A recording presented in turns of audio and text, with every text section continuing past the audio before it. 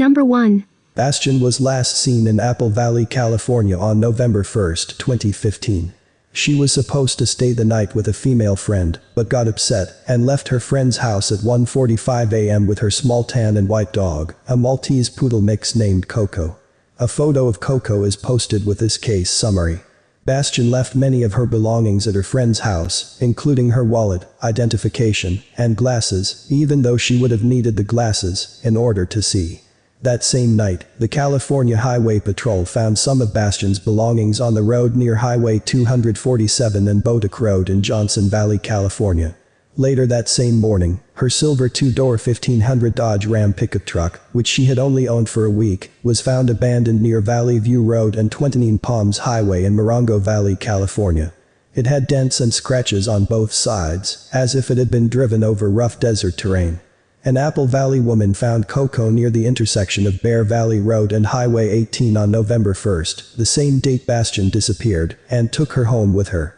The woman put a photo of Coco on an ad page about lost and found animals, and a friend of Bastian's mother saw the ad and told her family, who contacted the woman and verified that the dog she found was Bastian's. As they were busy searching for Bastian, they left Coco in the woman's care. On November 11th, someone found a backpack containing Bastian's belongings on a dirt road near Bear Valley Road and Central Roads. A search of the area turned up no further evidence. Bastian quit taking her bipolar disorder medicine a few months before she disappeared. At first she seemed to be doing well, and said God had healed her. She taught freshman and sophomore English at Silverado High School, and was working on getting a master's degree, as well as saving money to buy her own home. However, just a few days before she disappeared, she told people someone had broken into her apartment on Laguna Road in Apple Valley. She began acting paranoid and erratic after the break-in, and was too frightened to remain in her apartment.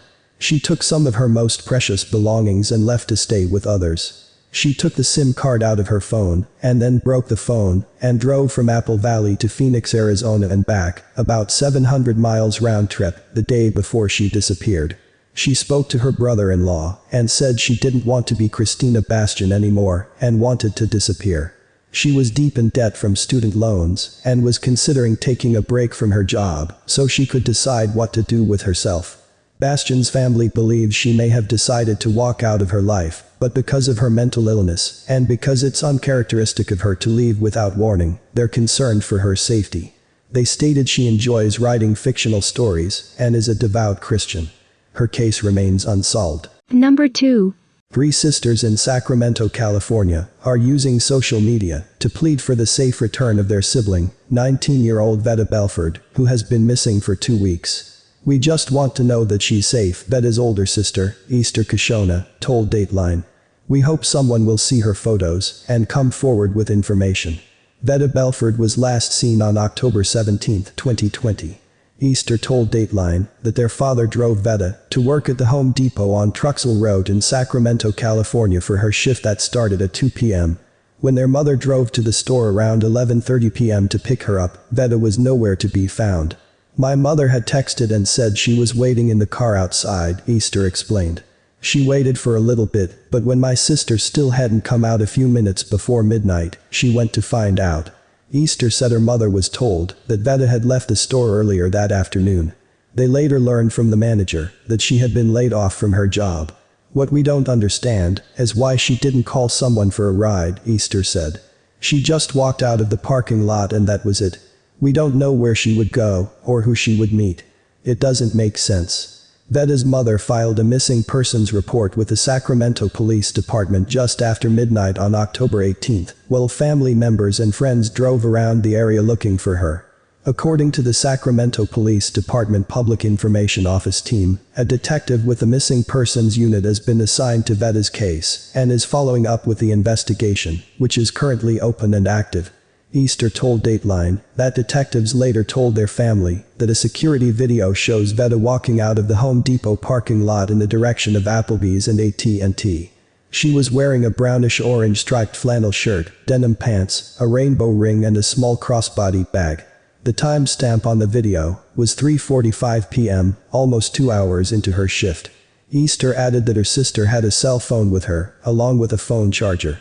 But when family members attempted to call her that night, and in the days after, the phone was turned off. She always has her charger with her in case she needs to charge her phone, Easter said. For her phone to be off, it's just strange. Easter told Dateline they are a tight-knit family who spend most of their time together, whether they're at home or church. She added that her parents' home is a loving environment, and she doesn't see any reason why her sister would leave on her own.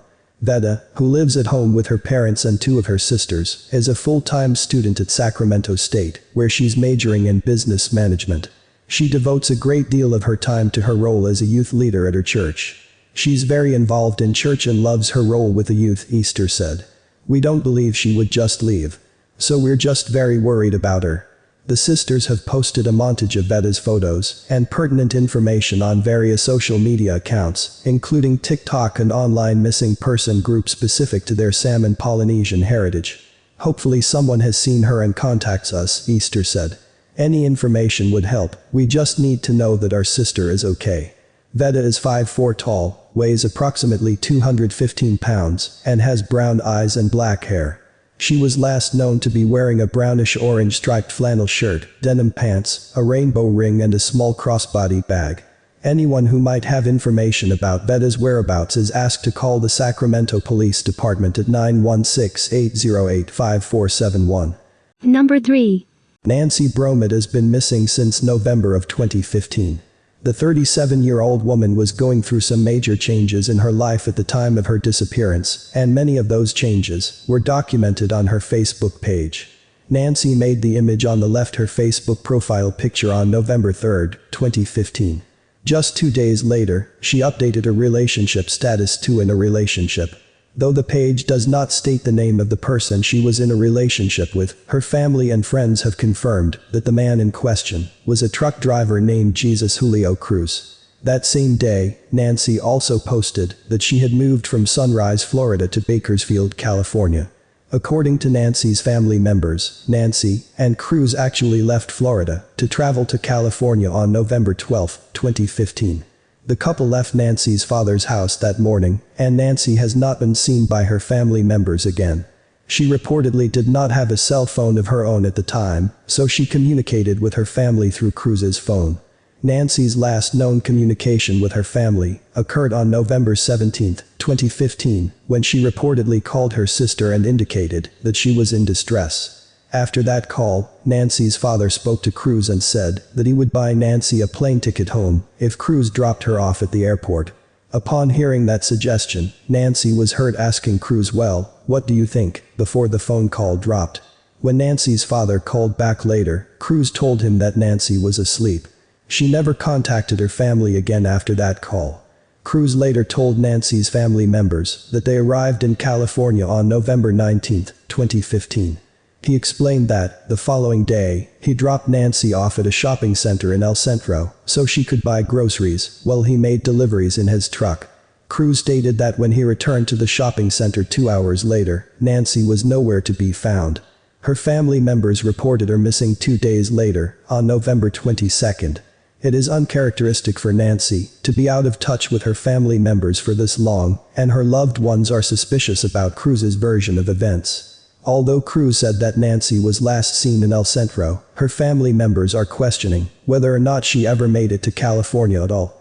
Still, the El Centro police are in charge of investigating Nancy's disappearance. If you have any information that could lead to her whereabouts, please contact the authorities at 760-352-2111. Number 4. Pictures of Cecilia Cabrera cover the spaces of Raquel Zamora's home in Shafter. They're a way to remember her daughter, but each one is also a reminder the Tulare County mother is still missing, after disappearing nearly 8 months ago. "Something tells me that she's alive," Zamora said. "Sometimes I feel like when I'm praying, or when I go to church, something tells me hold on, have faith." In December, Cabrera's family received the news they didn't want to hear, that her husband, Francisco Valdivia, had been arrested for murdering her and setting fire to her car. His significant other, Rosalina Lopez, was also arrested for being an accessory to murder after the fact. "He didn't seem an evil person like that, but you just never know," said Cecilia's sister-in-law Cristina Cabrera. I see them, and I just feel like jumping over the seat and telling them please, that I'll forgive them, whatever they did, but just to give my daughter back, or say what they did, or where she's at, Zamora said. A probation report for Lopez provides new information about communication between Valdivia and Lopez during the early morning hours of June 9, after Valdivia and Cabrera were seen leaving Tachi Palace together, and shortly before police found Cabrera's car on fire next to an orchard in Traver. The report says that Valdivia allegedly called Lopez between 3 and 3:30, asking her to pick him up by a bridge, telling her some friends had dropped him off there.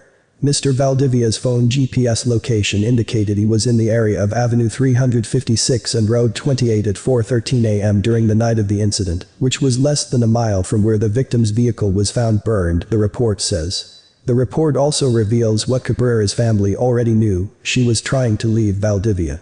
Cabrera's mother says Lopez knew about her daughter and threatened her through text messages. During the course of the investigation, numerous witnesses were contacted, who confirmed the victim was in a tumultuous relationship with Mr. Valdivia and made numerous statements that she wished to terminate the relationship.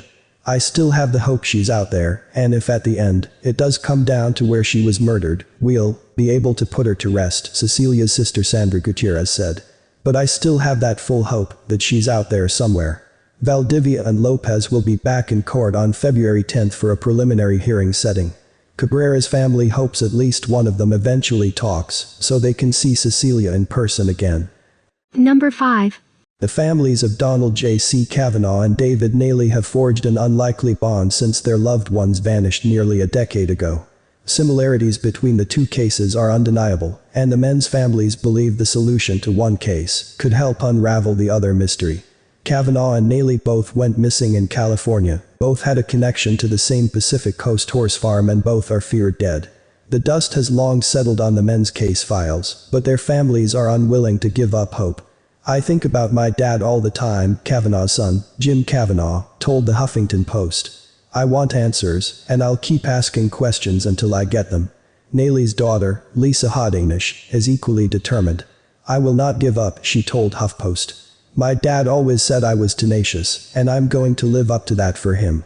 The mystery of Cavanaugh's and Naley's disappearances is rooted in Westport, a small unincorporated community in Mendocino County. As there are roughly 60 residents, outsiders could easily speculate that few things would go unnoticed. However, that number is a blessing and a curse. A smaller community means fewer witnesses, and, perhaps, fewer people willing to come forward with information. The area is also known to attract people who have little interest in keeping their eyes peeled for suspicious activity. Marijuana is basically the only industry we have. It is at the forefront of this county, Sergeant Jason Caudillo, of the Mendocino County Sheriff's Office, told HuffPost. More people are growing marijuana in the county than aren't. The more rural the area, the more acceptance there is for growing and selling marijuana. In regard to Cavanaugh and Naley, no one has reported witnessing the cause of either man's disappearance. There have been no concrete clues suggesting foul play, and there is no positive proof that either man didn't wander off on his own. However, as is often the case with missing persons, the devil lies somewhere in the details, and the cases have played out like a made-for-TV movie from the get-go.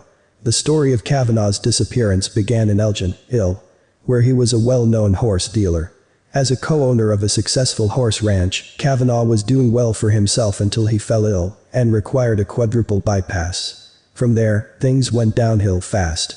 Cavanaugh lost his stake in the horse farm and fell on hard times. In 2004, Cavanaugh, then 63, was contacted by his nephew, James Jimmy Denoyer.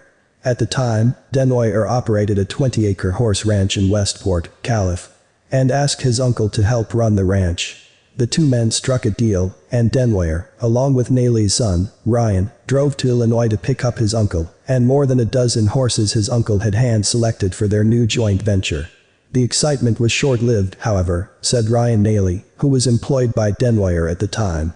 They began bickering as soon as we got back, Naley told HuffPost. Don was not happy about the condition of the farm. The bedroom he was promised turned out to be an abandoned truck with a mattress in the back, and he would complain that his nephew would not take him into town for his medication or food. Don was basically ignored. It was unbelievable. Jim Cavanaugh was living in Illinois and would speak with his father by phone. He said he knew something was not right, but he did not know the extent of it until much later. Whenever I spoke with my father on the phone he seemed nervous, maybe like someone was standing next to him, said J. Kavanagh. Once, he did say there was shady things going on out there, but he would not go into detail. He said he would tell me later, but he never got a chance. By Christmas 2004, things between Donald Cavanaugh and Denoyer came to a head, according to Ryan Naley. Denoyer thought Don stole some money, so he dropped him off at San Francisco airport, Ryan Naley said. Cavanaugh did not have any money, so he went to stay with a friend in Laytonville, Calif. He remained there for a few weeks until his friend took him to a shelter in nearby Ukiah. While at the shelter, Cavanaugh said he was going to go back to Denoyer's to pick up his belongings, family members report.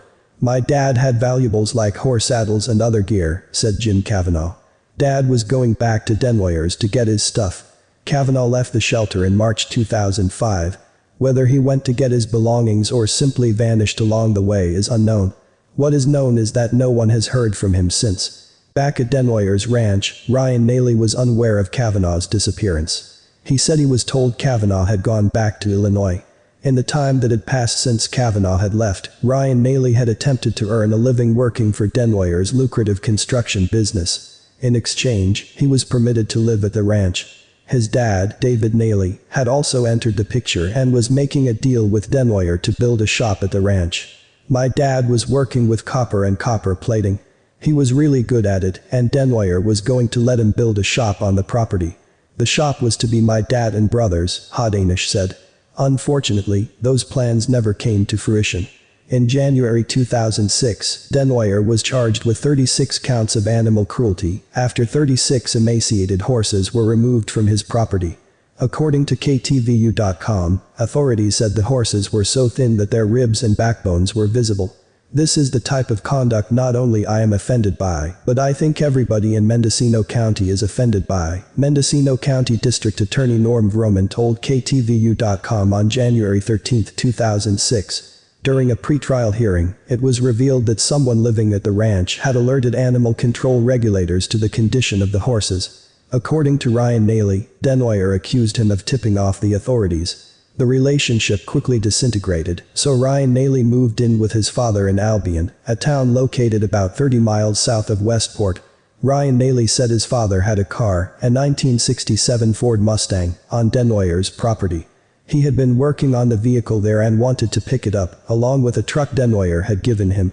He allegedly went to Denoyer's on April 14, 2006, to make arrangements to get the vehicles. I told him not to go back, but he did anyway, Ryan Naley said. As with Donald Cavanaugh, David Naley left and never returned. Ryan Naley said he became concerned when his father did not return and went to the ranch. There, he claims he found his father's dog, Justice, an animal family members said was always by David Naley's side, inside the cab of a pickup truck. Denoyer was not there, but his buddy, Ron Baumeister, was, Ryan Naley said. Ron told me my dad had been there and left in his Mustang, so I went back to Albion with Dad's dog. Things did not sit well with Ryan, so the following day he returned to the ranch. He claims he did not see Baumeister or Denoyer during his second trip, but he did make a startling discovery. I went further up the property and found both of Dad's vehicles, the 1967 Mustang he had been working on, and the 1976 Ford T-Bird Dad had been driving the day he disappeared, Ryan Naley said. It looked like he had been working on the Mustang and just walked away, because his glasses and wallet were sitting there on the seat. These were items he always had on him. Caudillo confirmed to us that the Mustang and T-Bird were found on Denoyer's property. He also said a search of the property was conducted, but nothing else of interest was found. We took cadaver dogs out to the property, but unfortunately, there was no indication of any type of human sign, Caudillo said. They did alert on a shallow grave that ended up being a family pet that had been buried years prior, but that's the only indication they had on that property. Since the search of Denoyer's property, authorities have had little to go on. There have been no sightings of the two missing men, and no activity in their bank accounts. The lack of developments has left both families bitter about Denoyer. If my dad had never got involved with him, he would still be here, Hodanish said. J. Kavanagh agreed. I think my dad went out there and got in a mess with a bunch of snakes and T went down, he said, adding, the vibe there is everybody is scared to talk. I don't know why, but everybody seems petrified. We were unsuccessful in its attempts to reach Denwyer. Calls to his cell phone were not returned. According to Caudillo, Denwyer has denied any knowledge of or involvement in the disappearances of Cavanaugh and Naley. It's obviously suspicious and more suspicious because two individuals, a year apart, had association with one individual and one property and now they're both missing, the veteran law enforcement officer said. Obviously, to us, that is very suspicious, but there has been no physical evidence tying Mr. Denwyer to their disappearance. Ultimately, you can't rule Mr. Denwyer out. But the only thing we have is suspicion, and we've kind of run out of angles to attack that at without a direct witness or physical evidence. In July 2007, 2 years after the animal cruelty charges were filed, Denwyer's case went to court.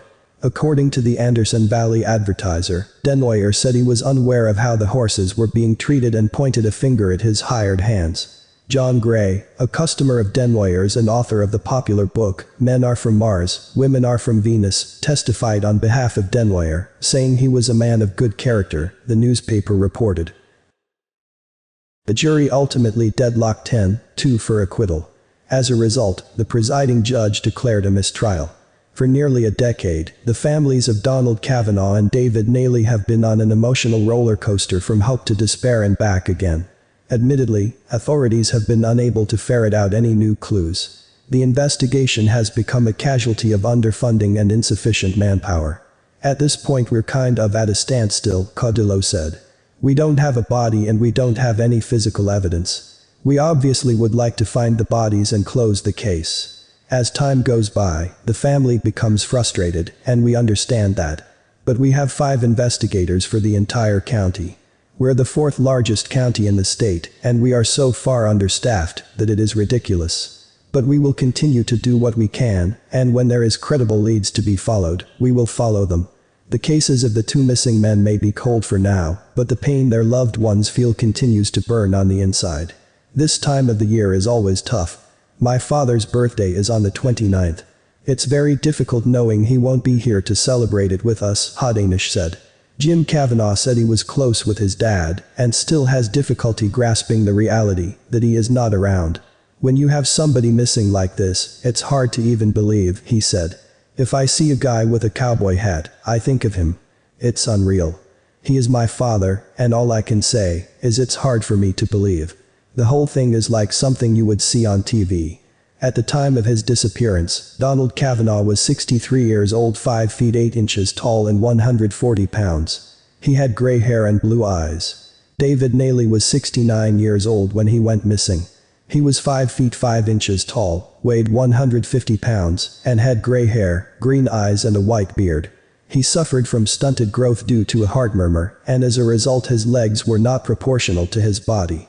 Anyone with information in either of these cases is asked to contact Sergeant Jason Caudillo at 707-468-3423, or the Mendocino County Sheriff's Office anonymous tip line at 707-234-2100. The family of David Naley has created the Missing Person David Naley Facebook page to share information and updates in the case.